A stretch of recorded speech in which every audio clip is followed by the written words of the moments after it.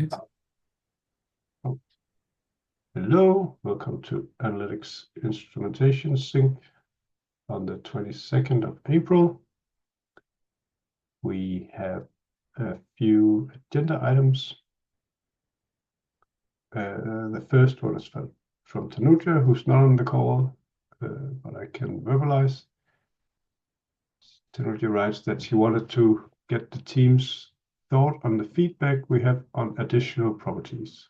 There's a link in the agenda, and to know if there's anything we could do on the instrumentation side to reduce that complexity.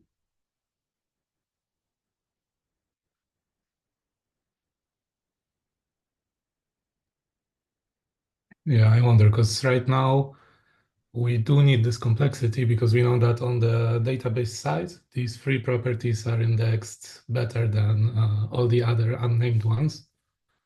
So that would suggest that we have this distinction between these three properties and the other ones. Yeah, ideally, probably we would want it so that it doesn't matter also on the data side, so that we let anyone use whatever names they want. Do you remember if we ever had, if anybody did benchmarking on performance? I don't remember anything like this. No. Yeah, but I think it was ideal suggestion from the data team, like not to use custom properties, right? Like try to have label property value first. Yeah. Yeah, but that was I do remember just before I went on leave, I reviewed an MR where the author actually did not use the first three properties, the indexed ones, because their team thought it didn't make sense for them to name their property value, like it wasn't the best option for them. So even though it was indexed, they insisted on not using this property. So that's still something that raises concern.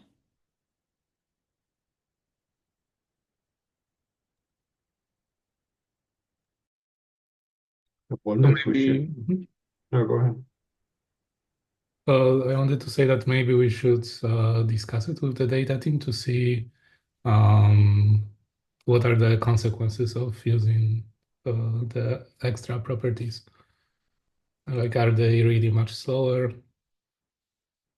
Yeah, I think that's a good. Yeah, and also does it cost a whole lot more to query data this way? I think that's a good idea.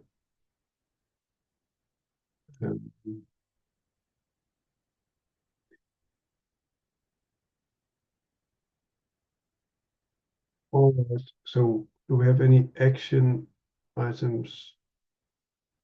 I will add a comment in the issue that Tanuja posted and maybe tag someone from data team. Sounds good. Yeah, then we can see if it returns to us or if we just have to update some documentation.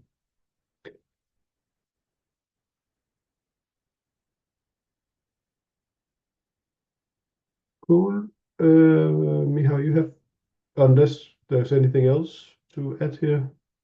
I mean, we've also gone down, like we've previously discussed, like should we have some kind of like doing aliasing where people could call it what they want, but still store the value in label and property. But to me, it seems like the right thing to do now is what Miha suggested and get some, actually, just check, is it feasible that we call it whatever people want? And then we can get into hacker mode later and try to optimize it. But if it's not a problem, that's might as well pick the right or the simple solution. So should we just leave it with that for now? Yeah, sounds good. You have the next one then. Okay, so I added a comment about backend testing, about whether we should replace the test example group with collectible matchers. So basically, these are two different ways to test backend, and at the current stage, the composable matches are more capable than the test example group. And they are also kind of less buggy because they don't talk with the outer context of the tests. So I was wondering if we should just make the move and make it so that the test example group becomes deprecated and we only have to maintain one style of testing.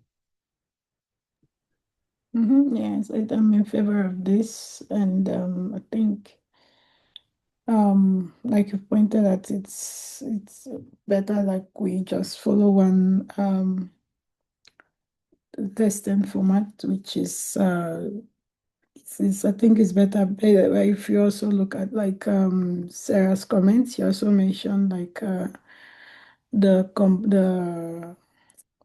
now they shared examples are using the composable matches under the hood. So I think it makes sense that we just maintain the composable matches.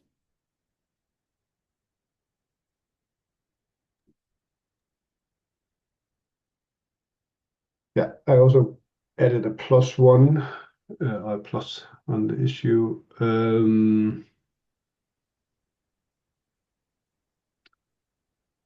So you suggest deprecating it. Does that mean we just remove it from the documentation, or Yeah, I should would think we about, even try to migrate them? as a first step, I think I would remove them from documentation and then ideally we would also migrate it, but I don't know, maybe it will be something that could be done by an AI or something because it's like a bit of a manual task. Since it's spread all over the code base, and it could be that the changes will be a bit different depending on the context of the test.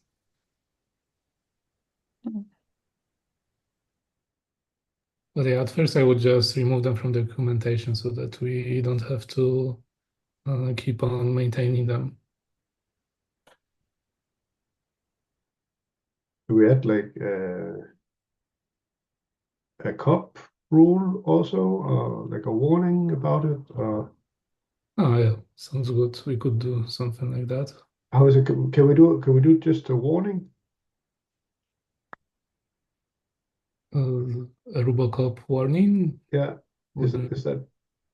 you mean that's something that would give you a message but not fail the build, or? Yeah. Because I mean, we still have a lot of these small like frameworks that people build, and it also sucks if they cannot modify that without.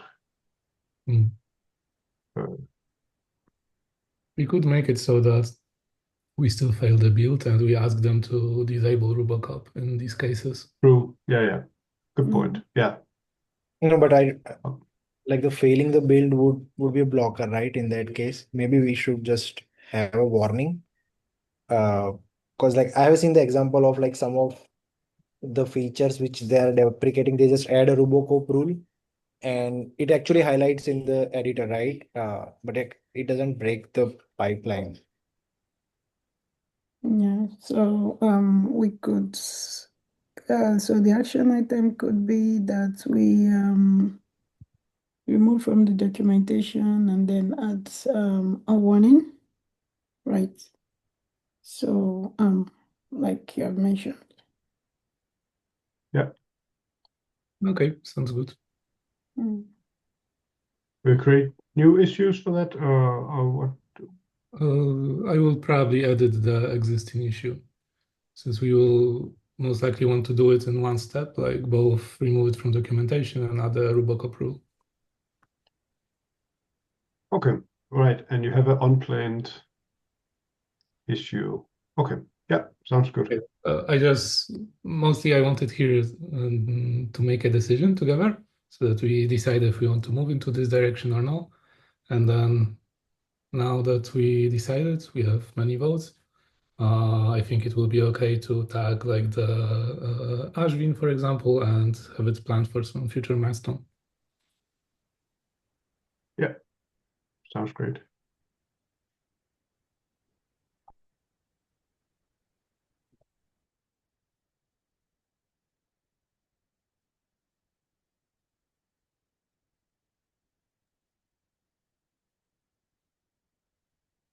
Correct. But okay, but regarding the warning, it would be a Robocop rule, right? And then you would disable it.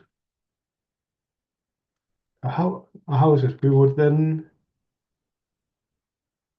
we would need to add a file that excludes all existing cases, right? And then how is that? But it's fine. Like we can always discuss the implementation details further down the line. Yeah. Yeah, as long as we have the main decision to Yeah. go this direction.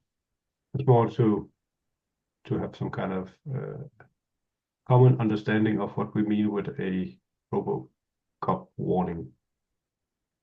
Mhm. Okay, I cool. can start a new thread on the issue and ask about it. Yeah, sounds good.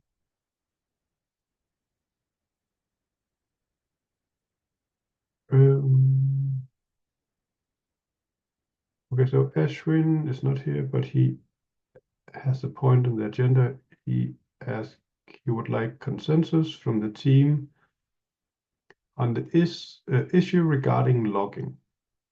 Tanuja and Jonas made some good points, and I'm overall in agreement. Also, from what I understand, the implementation is fairly straightforward and doesn't add too much overhead. I'm in favor of moving ahead with the logging implementation that Jonas proposed. However, I would like the team to be on the same page on this. And Ankit is typing. Do you also want to verbalize? Yeah, so I think I agree. Like, I think the initial requirement was like to have a confidence in the customer, like what we are sending the data. So the logging would be initially like good first iteration, I guess. Yeah.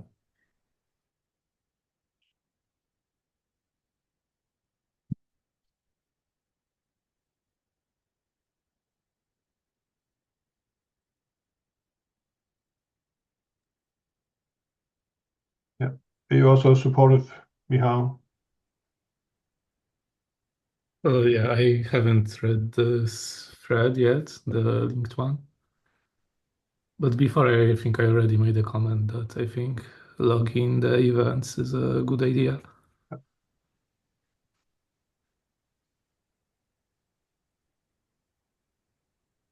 All right. I'm going through the thread now and would leave my thoughts on the issue. That's also fine.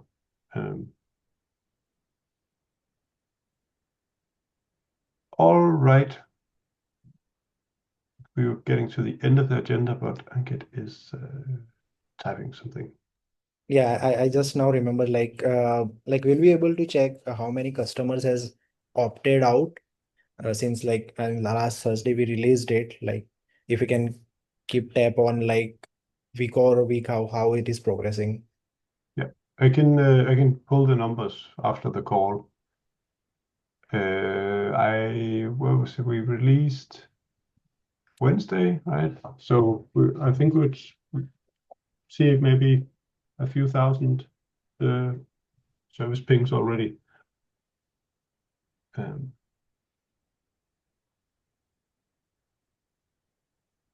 Yeah, I can create a. Do we have an issue? I guess we have an issue for when we edit it. Yes, Yeah, we then have. I'll pull the numbers and edit. Just add a comment there and link to that in the here and in the and post it on Slack. Yeah, thanks, Jonas. And then we can kind of pull the numbers once in a while and update the issues. Yeah.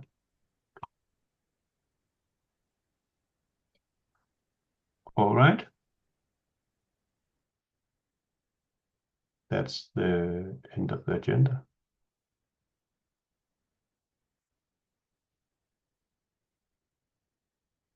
Should I?